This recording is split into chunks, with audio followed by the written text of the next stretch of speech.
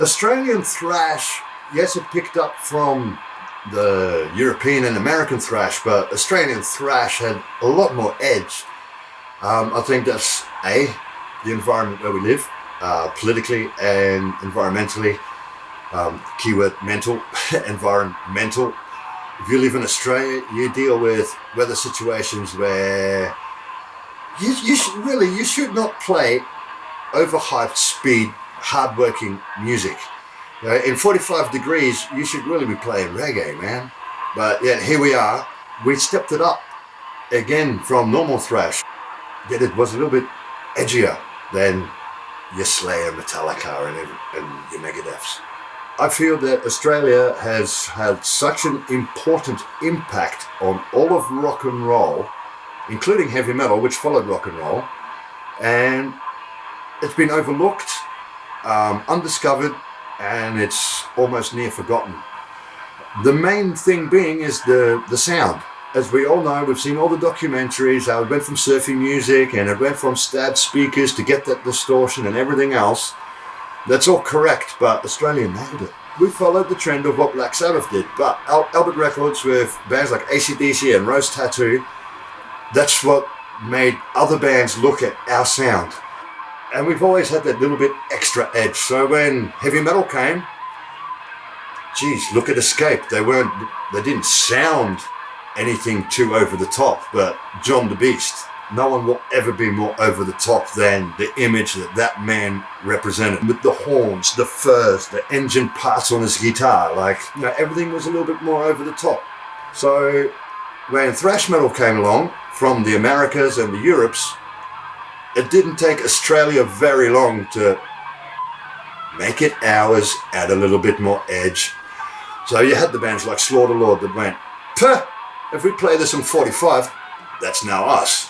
I don't know, I think it's because of where we are, and it's our lifestyle to be a little bit rough.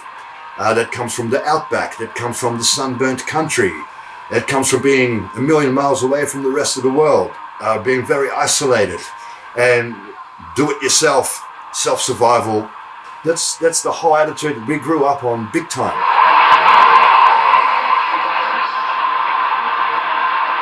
It didn't matter what style of music you played, getting yourself known in the 1980s, regardless of your genre of music, especially thrash metal, you get yourself known outside in the outside world. That was an accomplishment in itself, because not a lot of bands got to do that. It was mostly the pop bands and, of course, AC/DC. In those days, it was very hard.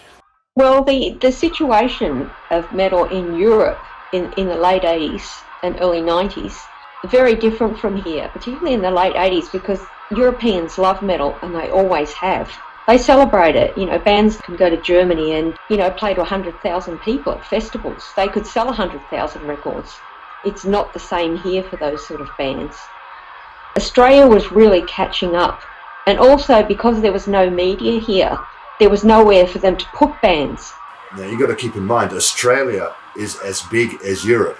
Texas, you fit in us multiple times. When you're in a country that big, each city only had a pocket of a couple of hundred metalheads. And to make those couple of hundred, the outer suburbs were traveling to make up those numbers. I think if you were to combine the whole Australian metal scene from all of Australia into one crowd, you'd most probably have what New York had, man. Probably smaller. It's not on the level now where, you've got bands like Psychroptic who are pretty much, headlining shows over in the States and Europe.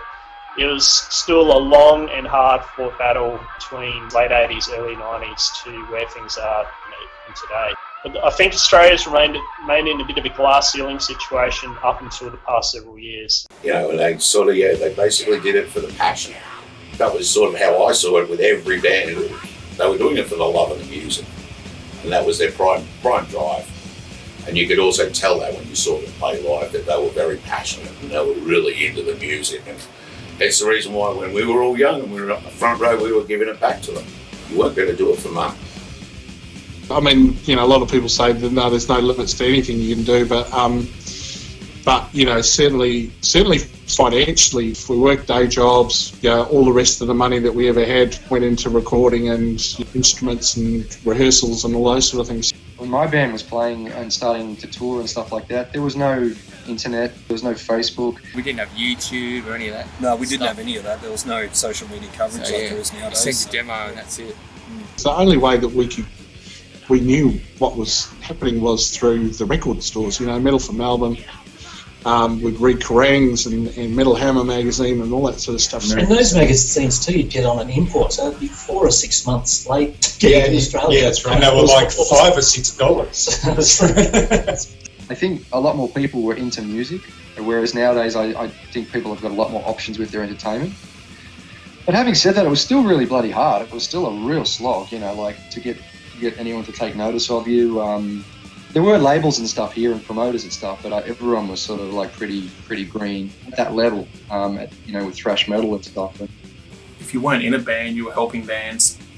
I guess it's the same now. Like if you're not in a band, you're putting on gigs, or you know you're a part of the scene in some other capacity.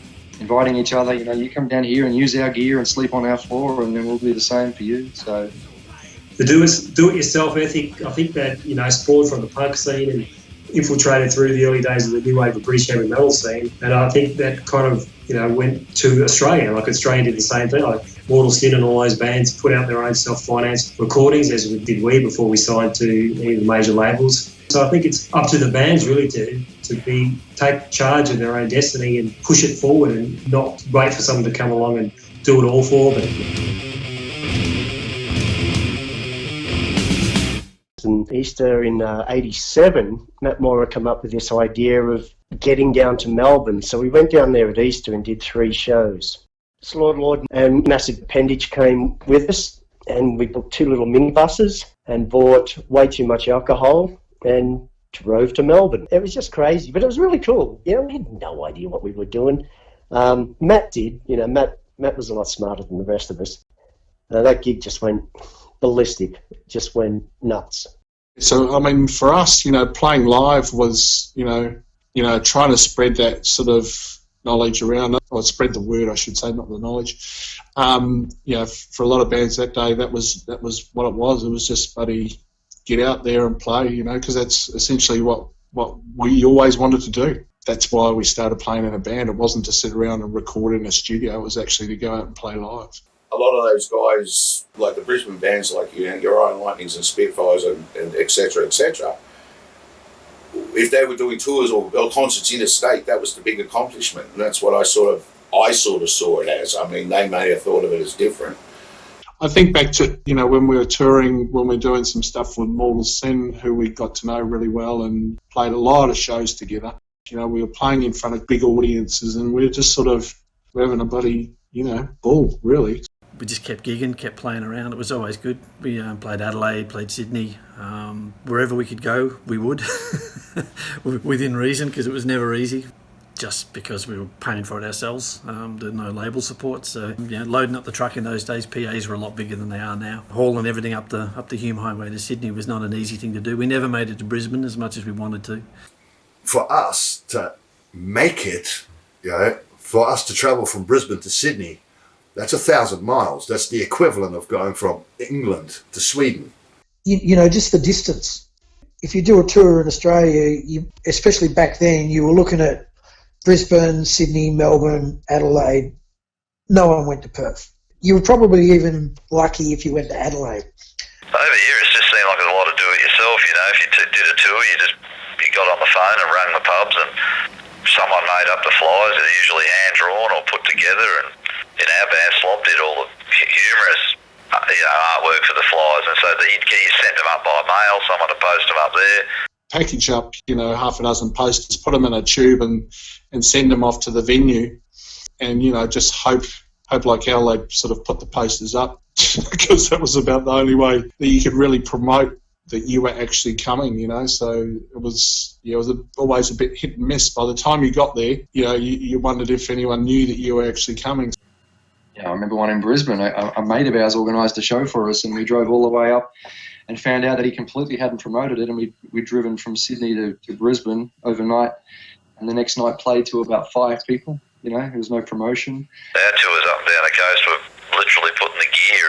I mean, sometimes we didn't even borrow equipment in those days. We just literally took all our gear in the van with 2 of you in the front or 3 of you in the front, one had to rotate and sleep in the back, or just put a mattress on the amps, you know, like it was.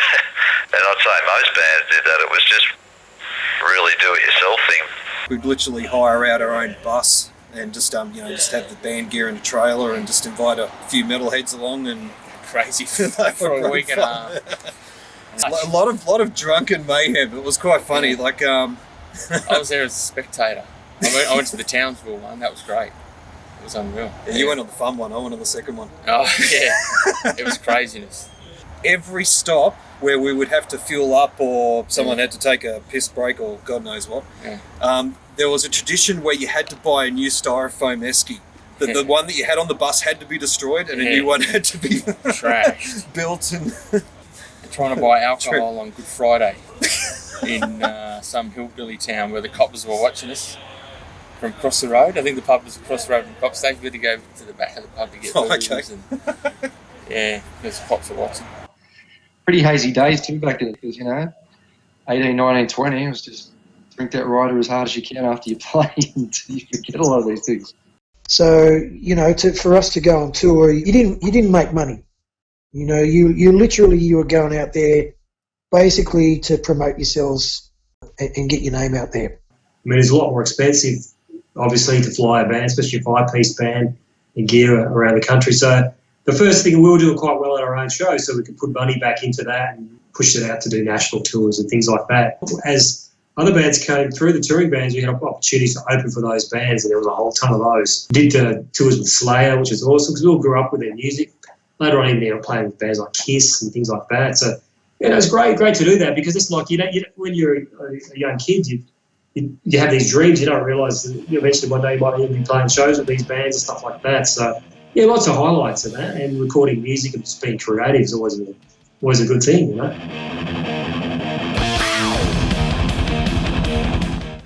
I guess the highlight for a lot of people, including myself, would be getting your first album out, because that's a good achievement. Because I guess as a young band, you always think, it'd be great to record an album, and that really seems, well, back then, I mean, it might be a bit different these days with all the the home recording revolution that's going on now, but it was quite a big deal to put an album out back then. One of them was quite expensive. Mortal Sin's first album, if they'd got a better production on that, it would have been even more popular than it was. You can tell the difference between the production of the first album and the second album, and they had a bit of money behind them. A lot of bands did demos like we did. Invariably, they were pretty poor production, really, because of money. We had to record on the night shift because that's all we could afford. The night shift rates were almost quarter of what the daytime rates were, so it was a lot more affordable for us to do a lot more stuff. Go to some shitty studio with some engineer chain smoking in your face to get some crappy demo that we get made. Like our first demo, Christ, we'd only been playing for about a year and a half. We just used to be at a rehearsal studio, and they just had a little recording studio there. It was nothing fancy at all, and we just made the whole demo in a weekend. It might have even been a day. They could record you, but they didn't know how to engineer, so our first demo's terrible. Overseas, obviously, they had the big producers like Fleming Rasmussen and all those guys that were doing all the San Francisco Bay Area bands and that. But over here, no one really knew what this kind of music was.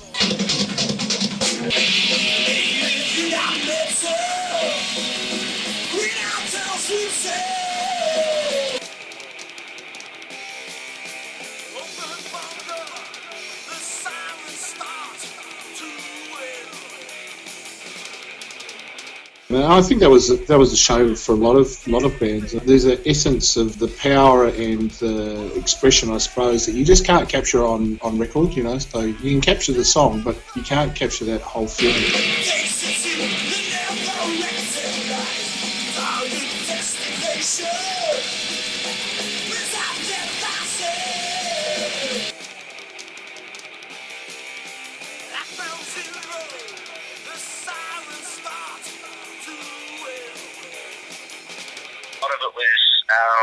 Trying to find a studio and engineers who were in touch with what we were doing, because at the time There's nothing that they'd really seen before. You know, when you're getting into the thrash side of things, they really didn't have any clue. And I think if the engineer can't engage with the music, which is the feel we got from the guy doing ours, he's not really going to work too hard on it. I think we just struck lucky. A guy that we got, his name was John Darwish. He kind of struck a chord straight away and said, "Man, this is really good. You know, it's got power." And he just recorded it as good as he knew how to record. We just recorded basically live. There was only one producer in this country that we would go to, and that was Doug Saunders. I think Doug Saunders did everything of an extreme genre that came out of Melbourne during that period. I think, I know Mass Confusion worked with him, Persecution worked with him, and the funny thing is, he wasn't a metalhead. He was in industrial music, but he somehow got the concept, and not being arrogant, I think the job he did on the Persecution recording was probably one of my favourite Doug Saunders productions. So we were lucky, the path was already set for us. Through a friend's band called John the Beast, and he found this guy called Tony Neski who had converted his house to a studio, and it was called Elm Street Studios, I think. He became our metal producer, and a lot of bands started going to him because he was able to somehow capture the sound, and we did quite a few recordings with him. Henry Rollins actually went there and produced a band just in his house studio. But if I ever go back and listen to Alchemist, I go, oh man, I would love to hear what that would sound like with, you know, a modern production. Some people like that rough stuff. So you can really, if you like that, the album sounds great. But that's probably true of a lot of underground bands around in the 80s. But probably more true in Australia, I'd say. But yeah, back in those days, you know, we had to do as tape trades, you know, so you had to rely on the old postman to get it to and from one country to the next or one state to the next. Well, all of us were trying to, get our bands known. I lived with Steve Hughes. We were in an apartment block in Parramatta, and 2 floors above us was Matt Moran. But Matt was probably about 5 years older than us, and he wasn't a massive party animal. So, he'd be ringing record companies and agents and overseas record shops. And we were, tape trading. You'd get letters with, £3 or $3 American or God knows what. So, we were just dubbing tapes off, pretty much working in the day and, coming home, dubbing tapes off, running down to the photocopy, well, probably the library back then. It's amazing what you can do with a glue stick and a pair of scissors. Back then there were a lot of magazines, a lot of local magazines coming out every which way. Trampled Down Under. Yes. Why not? No, Phil Crouch used to be a really good customer and friend in my shop. That was the first one in paper. Then they got all colour. Oh, we also used to advertise Australian metal magazine called Hot Metal. It was a local magazine with local writers, and it was come out I think every month, and they'd have overseas articles, if a band was touring from overseas, which didn't really happen much in those days. Hot Metal was the first heavy metal stroke rock stroke thrash magazine in Australia.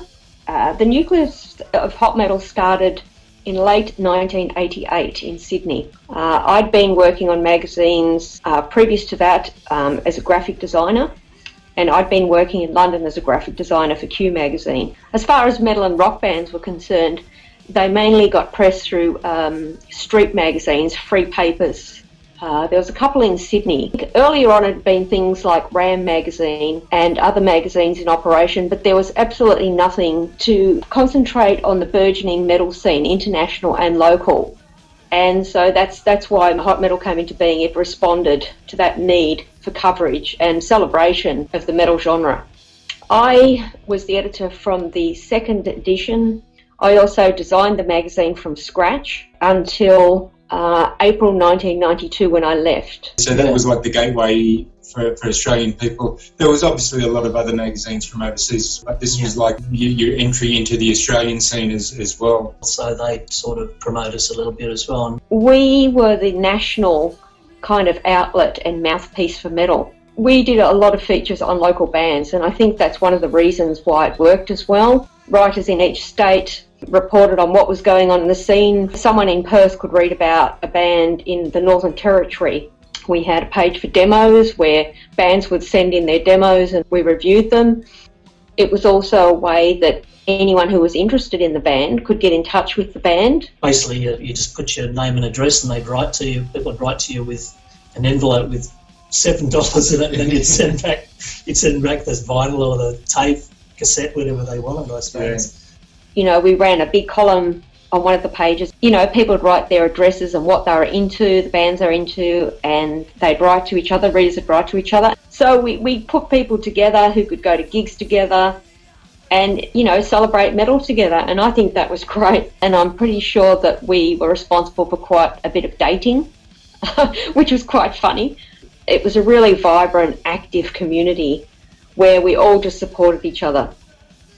And we were sort of the hub, the mouthpiece for fans knowing about local bands. And there was nowhere else for them to be celebrated like that. There were radio stations, 2SR, there was a metal show on that.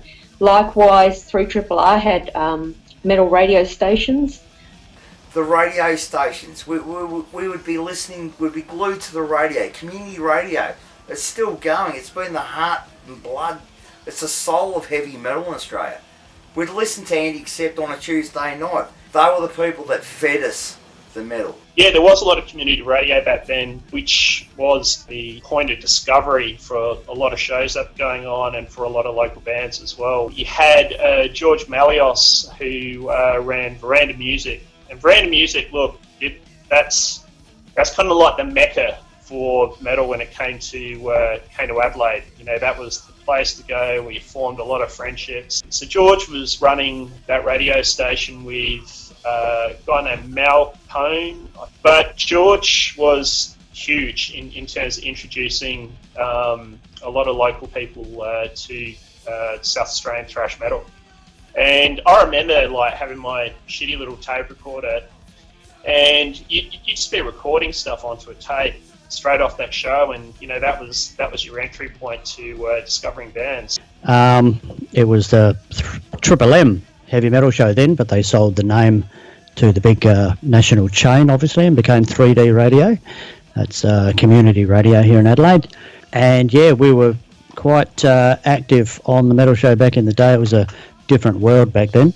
Back when Mob first started, we actually managed to get an hour on radio station on Triple Z Metal Show, and we actually got kicked off. Yeah, Triple Z, they were not friendly towards metal. They thought we were evil, horrible sort of music, basically. They didn't really want to know anything about the metal scene, so they thought we were, of all things, sexist. There were lots of rules, but we broke them all, so that was just the way we did it. I'm really, really happy about the tools available these days for bands and the opportunities to reach a global market from wherever they are in the world.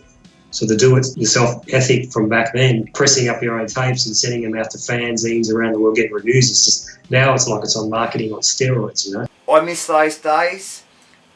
In some respects, the world's a lot smaller place than what it was, and in some respects, the same things that made it easier make it a lot harder. It wasn't until about the mid 80s there was a little bit more interest in people looking at bands in Australia, bands like Mortal Sin that were sort of opening up. People going, oh, you know, some of this stuff sounds bloody good. What else is going on over in that country? Then, so we released the album on the Metal for Melbourne label. So we got a lot of really good support with that. We had a friend of Greta's who owned a music shop in the States, in Seattle. He helped us get a deal with Metal Blade Records. We were blown away that we're on the same label as Fate's Warning and things like that. They redesigned the cover. From the original black and white one, so they had a guy, John Zelelnik or something like that.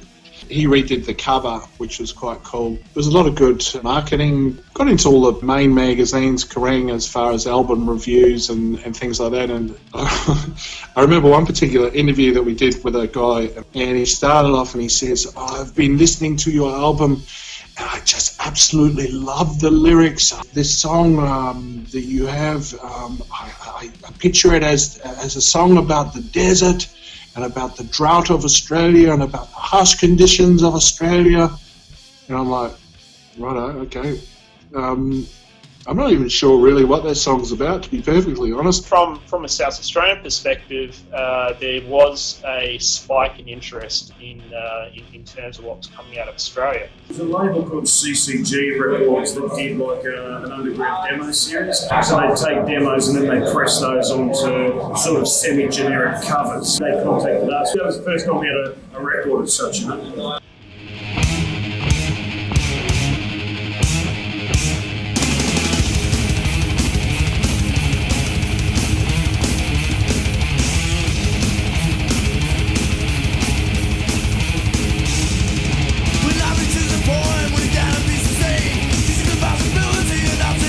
So I was just sending tapes and demo tapes out here, there and everywhere. So a couple of the fanzines of magazines over a season that we were in contact with mentioned that Rob was looking for up-and-coming bands signed to his label. One of them landed on his desk apparently, so his manager at the time called us up and having some help on the album that we recorded. Addy Bowdy, the mastering on that. When he came out to Australia, we did a couple of shows with his band there and that. But at the time, getting signed in the US to a major label was quite difficult, so that was a bit of an obstacle.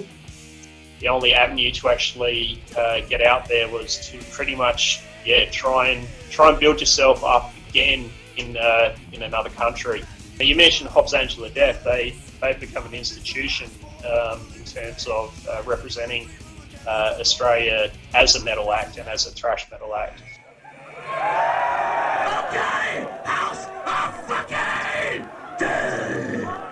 The really big bands that I really admired and really loved were, you know, from memory, it was certainly Hobbs Angel of Death. Peter Hobbs he's one of the mentors of extreme thrash / black metal in this country. He's always been just so motivated. Just, you know, he's the classic White Lane Fever guy. You know, he's been true to himself from day one, and he's always fought hard for what he wanted and what he believed in. It's tremendous to see the success that he's been able to get, you know, over the years, and so much of it is just purely out of the force of his own desire.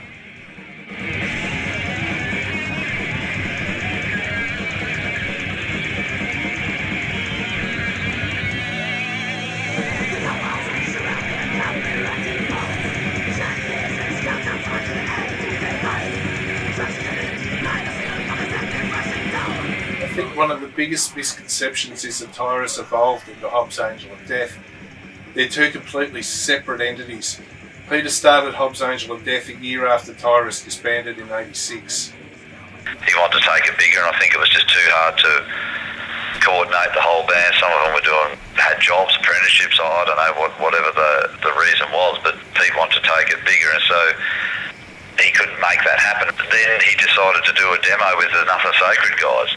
Our work with Hobbsy came about mainly because he'd split from Tyrus and he had this new material he wanted to work on. He was looking at a German record label and stuff like that, so he really needed to get a demo together as quick as he could so that he could get it off to them. So we were quite happy to work with him. Went down and jammed with him for a couple of weeks. Went in the studio, knocked it out in a couple of days. He fired it off, and really the rest is history, I guess. I mean, it opened a lot of doors for him. He went a long way with it.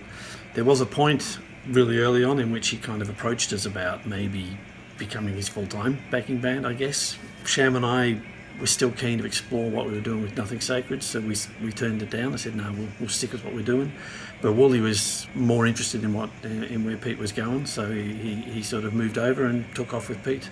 They went to Germany and ended up recording the album and stuff. They just wanted to put a band together, so Wooly stayed on, who was in Nothing Sacred, and we got this really killer drummer, Darren McMaster, and me. They just asked me if I wanted to do it, and of course, we did. And we went to Germany to record it, which was, it seemed like a reasonably big deal for the local band in those days. A lot of fun, you can imagine, thrash band in foreign country, or 3 weeks of just going around Berlin and hanging out. I think Mortal Sin and Hobbs Angel of Death, the reason why they became so popular overseas was because they were the first Australian metal bands to have decent production on their albums.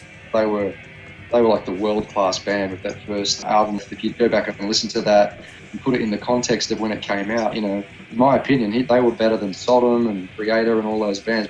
These were the wish list for every metalhead like myself. What label did you want to be on? Noise International, Steam Hammer. What producer did you want in 1986, 87, Harris Johns?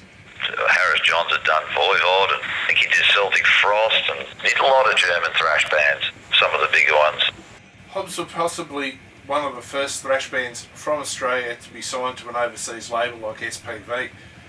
The album was highly anticipated by Australian fans. When it was released, it was accepted extremely well.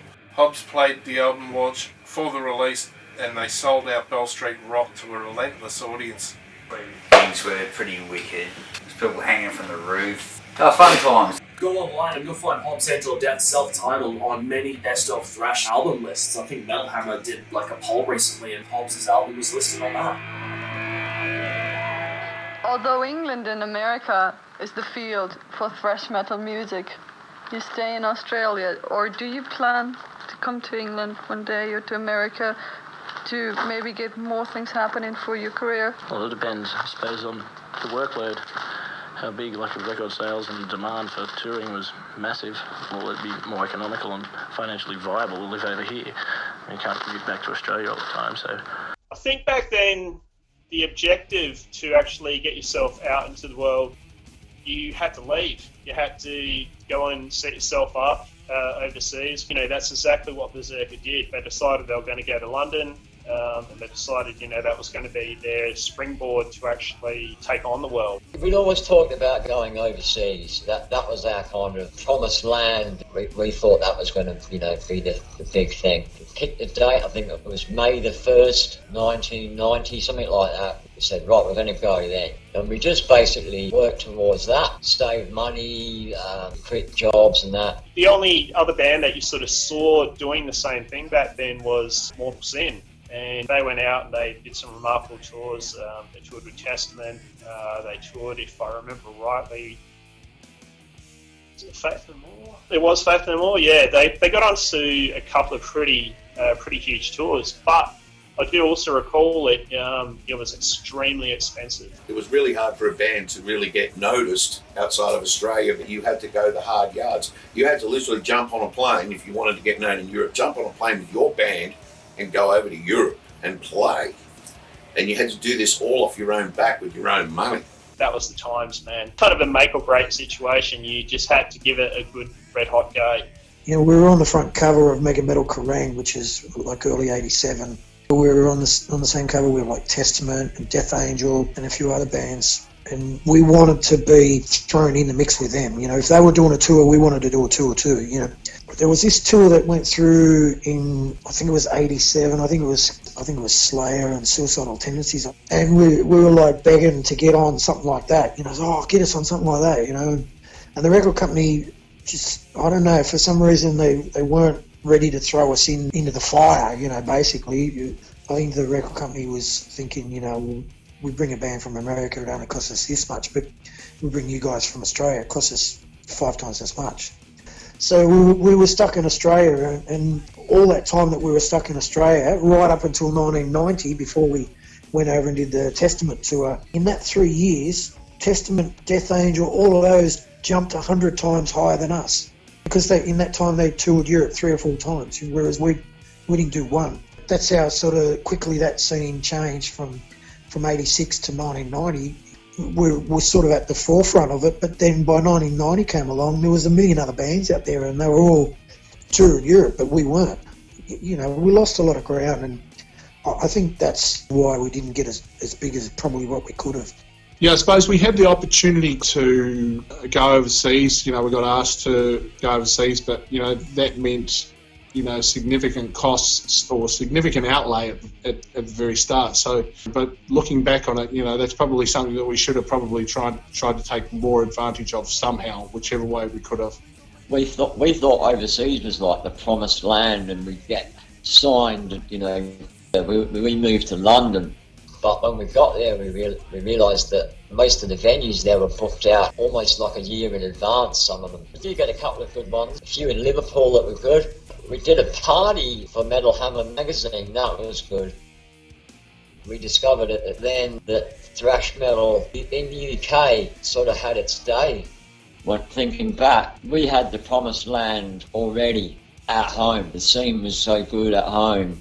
You know, Adelaide was heaven. You know, we should have stayed.